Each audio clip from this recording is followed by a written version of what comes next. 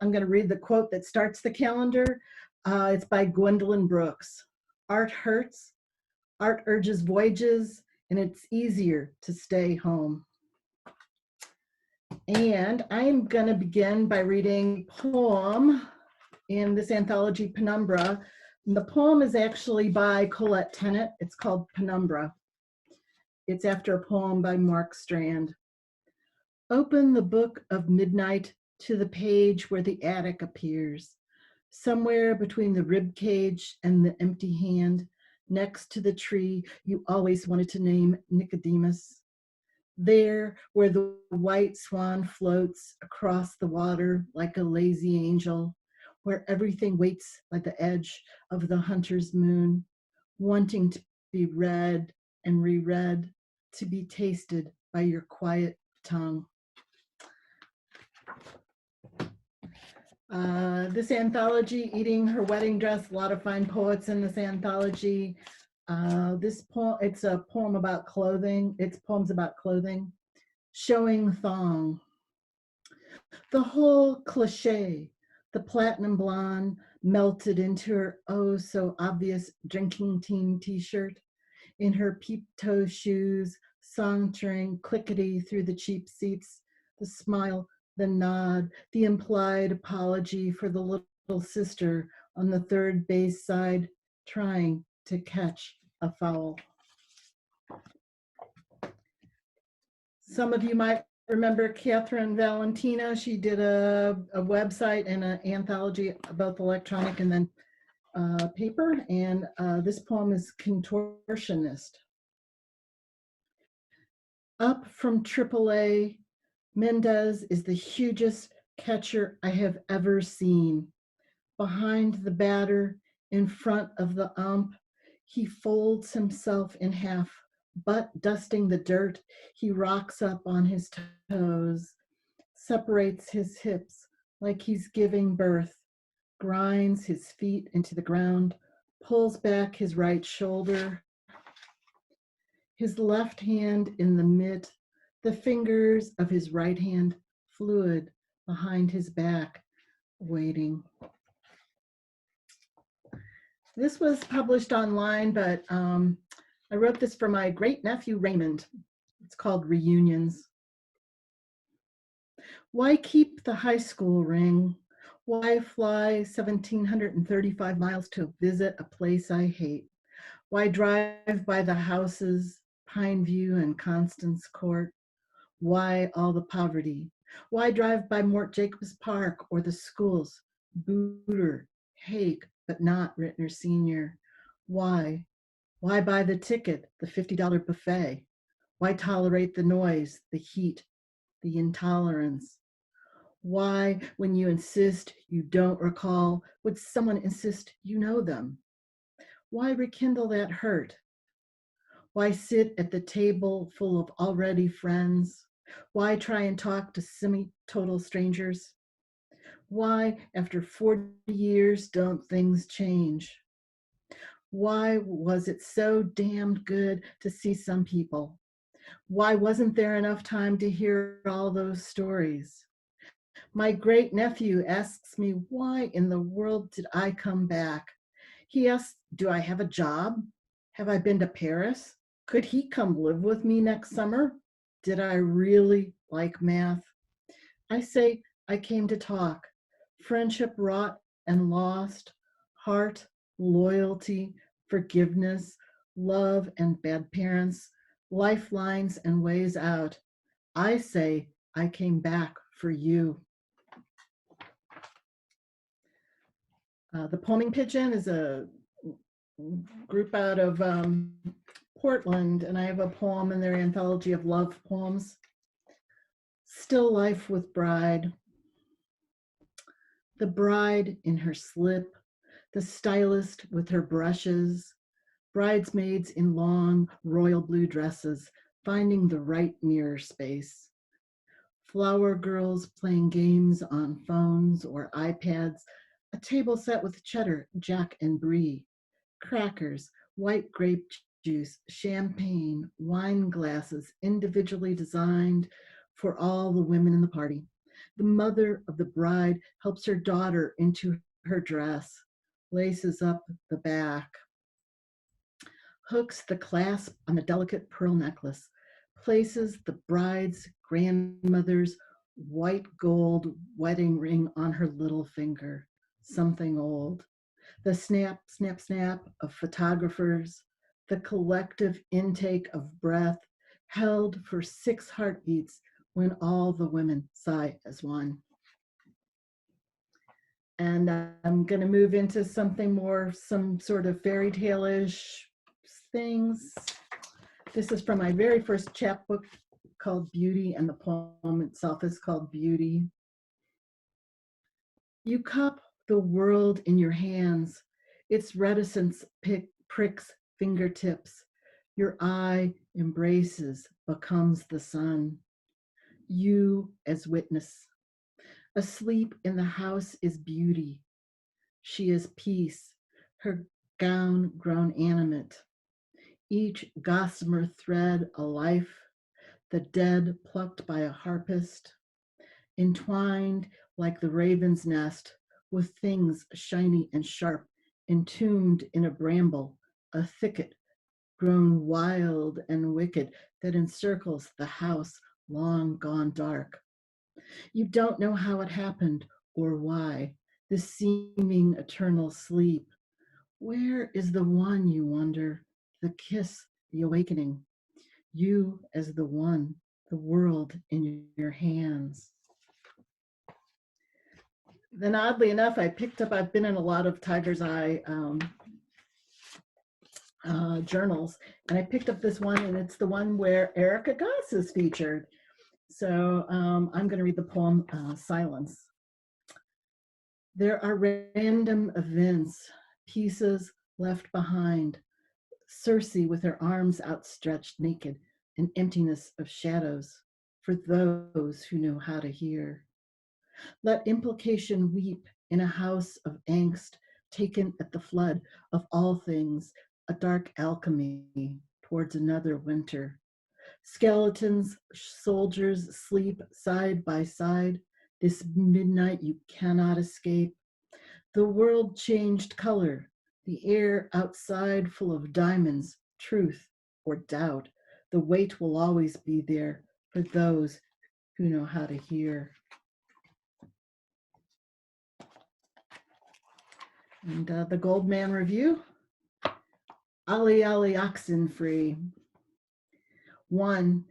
I Google you and find you are dead, or a health hazard, or a former athlete, or LinkedIn or Facebooked, but I am not. Also, possibly wearing tight tan slacks, which only you could pull off. I Google you and find out that you never won a senior national title in Olympic lifting, that there are similar people in places like Humble, Coots, Cheshire, and Groom. I find pictures, your dead wife, but I never find you. 2. I grapevine you, get your 411, listen as your peeps shout out 911. 3. You grab my hand, pull me near, whisper, I'm your knight, your white horse. I will always be there. 4. Ali Ali.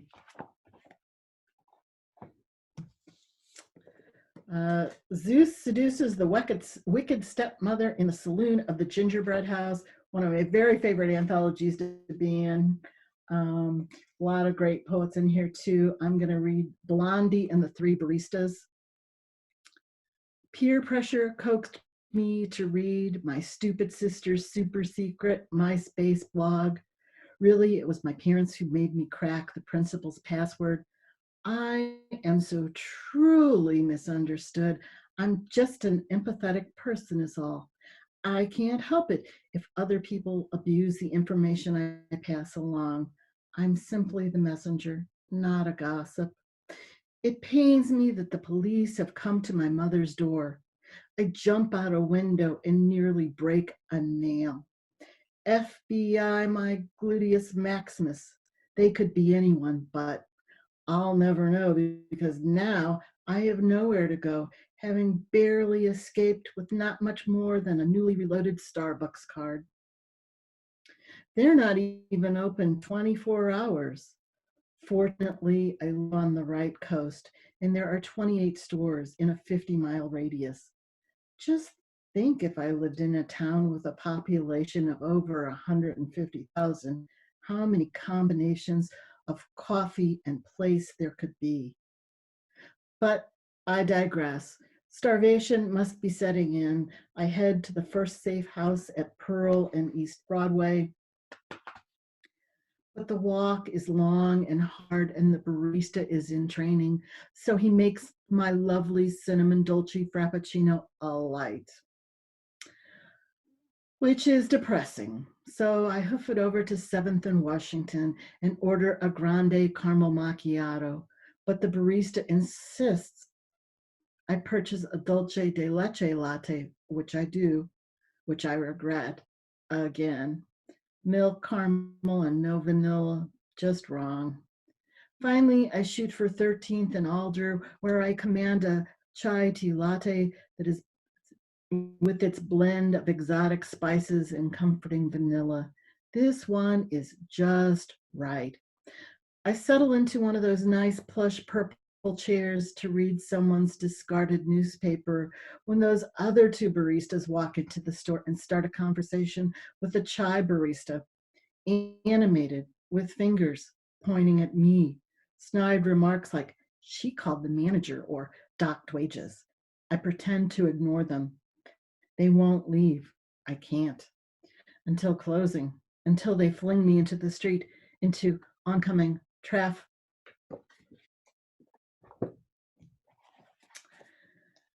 Peralta Press is the first journal to ever publish me, and it was the first poem I wrote. They took the first two poems I wrote. And gosh, this is pretty simple. What a joke. It's not really that simple. Wolf Tales. Still, she is the first snow. Scarlet cape cascading, pooling at her dainty feet. Bite my neck, she coos. Remember the woods? Beneath succulent breast, her heart quivering, yearning, I spied her sashaying through the trees. Such a tease, cherries jubilee. Suddenly shy, I hustle to her. She feels me. Moaning softly, she cries out, eat me. God, those were the days. Chuckling, grand sleeping over. I remember. And Trish Henry, if you're here, she was here when I wrote this poem. We were in grad school together taking some similar classes, and I was tasked to write something totally different. But the kissing booth, $1, me on one side, Stephen King on the other. My line was longer. When his line was empty, King said he began to wonder. So he jumped in my line and paid me $1. This is from the Weird Sisters anthology. A web frosted in brambles. My sisters were spiders once. We suffered dreaming, not knowing if we could find the brilliance inside ourselves. They sewed me into my wedding dress, made a necklace of my teeth. Did they enjoy the hard, bright blindness, the softness of skin, the slow leak in bone, tempered by a killing current? First sadistic whisper, exchanging one amnesia for another. At the moment of emergence, everything not quite likened, but slower still. This is from our grad school, California College of Arts, and their journal 1111, which I was pleased as punch to eventually get in. What the dictionary does not know. An exact amount of insight.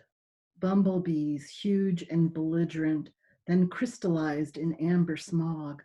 The the desperation of wood as it splinters, echoing the axe, the circular saw, fragments of church windows, a galaxy of random diamond-eyed snowmen, hallelujahs of gorging phytoplankton, infidelities illuminated and forgotten, juniper into gin, klaxon tintabulations, leaving a knife in, twisted, movies, insatiable desire, agony of remembering, nailing frogs to fence posts, oversight hearings, peculiar sparrows wearing raven masks, the quiver of bubbles shimmering into a canyon, remainders on bobbins, silence overtaking speech towards its own edge, unanswered questions keeping misery in line,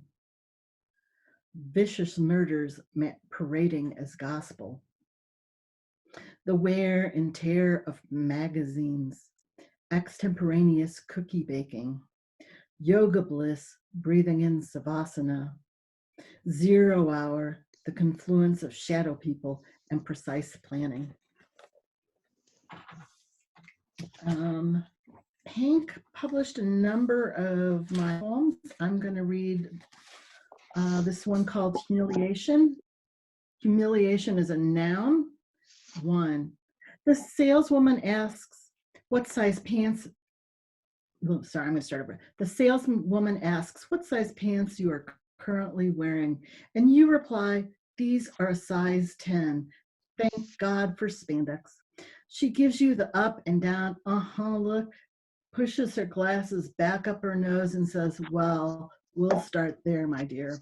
2, you are trapped in black cotton panties in a well-lit changing room, equipped with a 360-degree mirror, grappling with plastic clippy hangers, a collection of 15 anything but black slim your tummy swimsuits, underwire inserts, crazy straps, complicated ruching, the promise to your friend that you would join her for a water yoga class. And the saleswoman asks, honey, how do those fit? Do you need another size? 3, vertical stripes on each side of the suit create an outline of your shape. They are truly not slimming if your shape approaches an octagon, even if the neckline shows your once applaudable assets.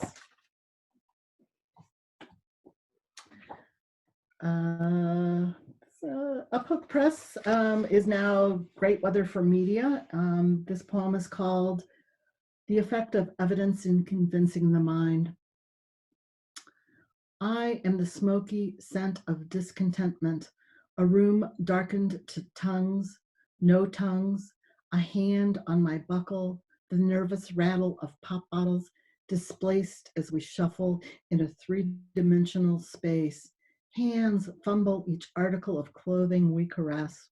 I am a printing proof on the table, draped for the operation that's going to be attempted, to remove the wrench from my thorax without setting off any buzzers, without making my nose light up, burnt sienna, in hopes of opening me a perfect vessel. I am tungsten, a filament, alighted by touch, and everywhere a field of chairs. And I'm going to finish with a couple of new things. I think I have a little time. This is a brand new poem I wrote. It's a couple of weeks old, and it'll go into a book, which is more long than I usually read. At the care meeting, my sister. At a care meeting, my sister wants to know if she can get a dollhouse to decorate and rearrange the furniture, like Barbie's dream house. But she wants to color coordinate it in cotton candy pinks, minty greens, watery blues, beige. My sister tells the social worker she wants pork chop casserole, chicken pot pie, and crispy fried chicken with milk gravy, and not all the salads and healthy stuff, even though it is quite tasty, and even though they do give her out of the oven Toll House cookies, ooey gooey. She says she likes her roommate fine and thinks should remember her name, thinks that they want to remember each other's names, but Don't quite, and she thinks her roommate has a collection of stuffed animals as good as her own, but really, she just wants to know what a pandemic is. Is she gonna die? Will she have to wear a face mask? Because they sure are ugly, and mostly she wants to know what will happen to her if she does die. Can she vote in the upcoming election if she isn't dead? And these final poems are from the book I'm working on called Dear John, which are love poems. Um, Thermals. I was going to tell you the green herons have come back. 3 of them, camouflaged by sedges, shrubs, and rushes. I was going to tell you a blue heron loped across the delta, how I slowed to the long, deep strokes, wings nearly dipping, nearly dipping, nearly. How it gracefully landed alongside a great white egret, how the egret was poised, attentive to the fish, barely breaking the surface. I was going to tell you the ducklings had survived, that an American copper butterfly buzzed me, that a grebe bowed its tufted head, preening in the July sun, and western pond turtles napped on logs or stretched their necks skyward. But you were still so angry. I wrapped myself in a frost and told you all was well.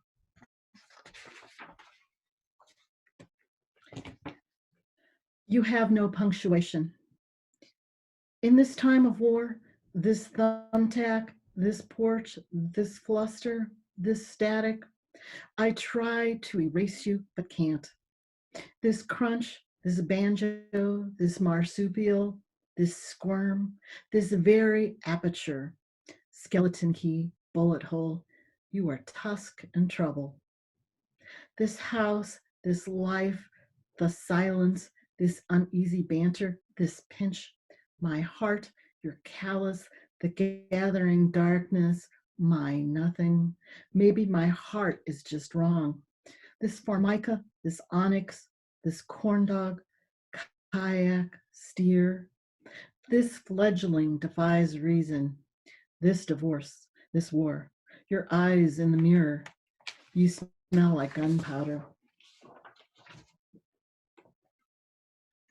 It's 3 a.m. somewhere in Singapore. Snap and pause, and then we are under attack. Desire and want and need, and I must have you, the unreliable narrator in the throes of transformation. I want to keep you forever a trophy, ambered or etched in glass or devoured and Skyping and splitting up. Not such a bad idea. And I never know where your sins have been. Maybe I'm not leaving and maybe you're not going home. Don't take off those zip tie handcuffs. My love is a curse and there is nothing you can do about it.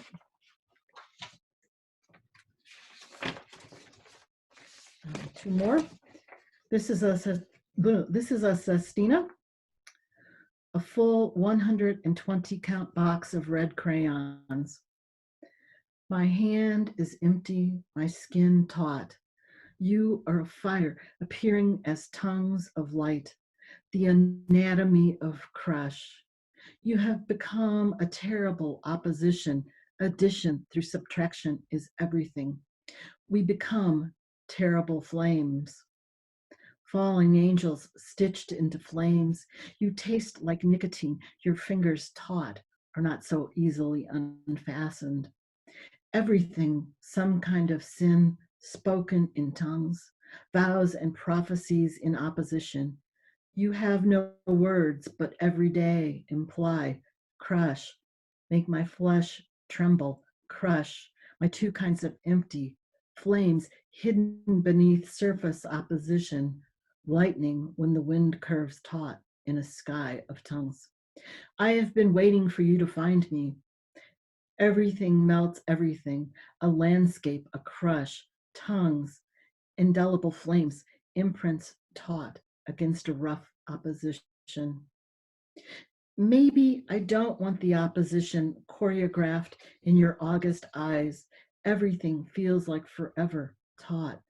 Interior pieces added to the crush, rubbed raw against a stubble of flames in a sea of something monochrome. Tongues. You give me and you give me tongues. Maybe there is a moment without opposition, alignment looming in flames. My heart in your hands. Everything doubts the crush. I am some otherwhere taught. A crush of fate, and we are a candle of tongues. A wick ignited through taut opposition. Everything consumed in flames. And my last poem, Dear John, whose birthday was just this weekend. My body freezing in little gasps, in sync with maple, oak, and fir. Storm trees like reliving the fire. The crack and shatter, a sort of PTSD. Flames engulfing Oakland, eucalyptus drowning out the air. Dear John, amid the musky cloy of candle wax, I trust you not to start a fire, not to set the building ablaze, or me. Dear John, in my dream you are a ghost in the graveyard, a pale bloom on a thin spine, a rare red variant opening along a volcanic basalt escarpment. Dearest, truth more complex than thought. It's been 20 years and hey, look, I'm sorry. I fell into flame. I fell into sun. I became a winter storm, a swath of snow and ice. John, ask me how to survive asking you, a lightning storm. You took my flame, the uninvited storm, out into the ocean, sea after sea, preparing for scorched weather. Dear one, in a barrage of downed branches, downy magnolia buds dipped in ice, a fire in the stove belly, you tell me to summon breath. You tell me what happens between the notes is the living.